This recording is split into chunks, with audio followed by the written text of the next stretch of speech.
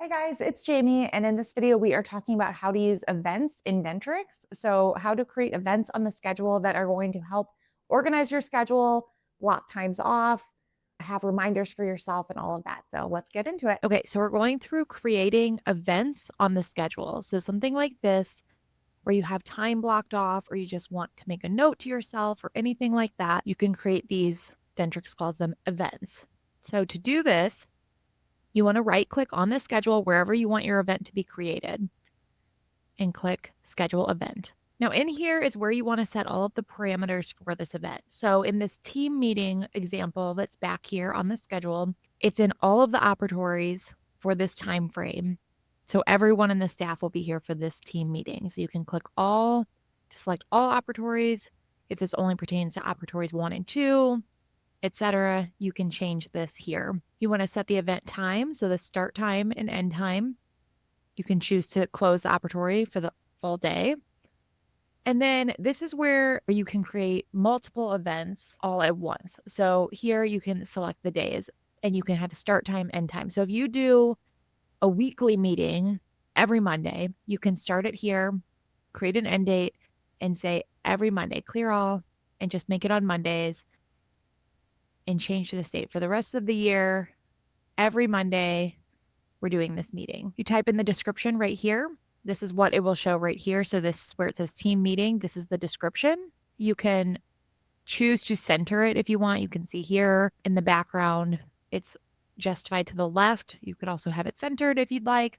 And then you can put notes down here at the bottom. So when someone opens this event, they can see more details about this meeting or more details about anything that's going on with this event. And then you can change the color of it right here also. So you can choose any color that you want and then click OK. And that put this event right here.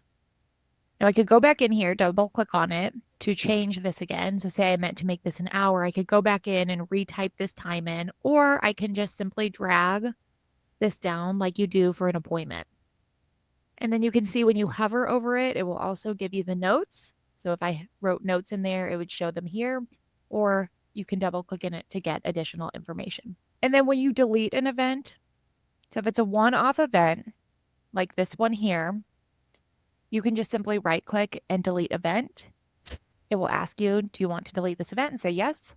Very simple. Now, if you want to delete an event that is attached to a series of events, so if you made this for every first Monday of the month, a staff meeting, and you go to delete it, when you right click and say delete, it will ask you, do you want to delete just this event or the entire series? So you can choose, we're just canceling this meeting this month for whatever reason, or we're canceling all of them. You can select that here. Now, this is really useful for blocking times off on the schedule or just for giving yourself reminders, things to do. We put staff members' birthdays, things like that on the schedule, or just like reminders of things to do this week, etc. If you are using it to block off times on the schedule, though, and you're actually looking for a way to actually block the schedule, like how this in Operatory 3 is cleared out, I have a video on setting office hours and even setting like vacation or holiday hours as well. That's more helpful for like standard hours changes. Events are better used for like one-off instances, reminders, things like that. Okay, so that's creating events in Dentrix. So, pretty straightforward. If you're looking for more Dentrix tips and tutorials, I put out new videos every week. So, check out my page. I have tons of info on there. Subscribe to this channel, and I will see you in the next video.